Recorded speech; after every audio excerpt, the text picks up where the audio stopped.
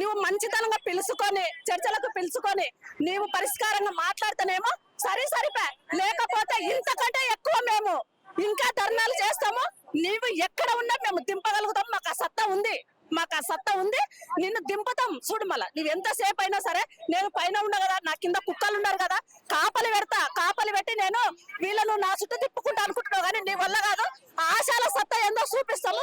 ఇది చూడండి, కేసీఆర్ కి ఎట్లా చూపించినాము, మీకు అట్లగానో చూపించకపోతే ఆశాలు అనేది ఇంకొకసారి నువ్వు ఎక్కడ కనపడినా మళ్ళా నువ్వు తలుసుకోవాలా. మా ఆశ అంటేనే నువ్వు దద్దరిల్లిపోవాలి.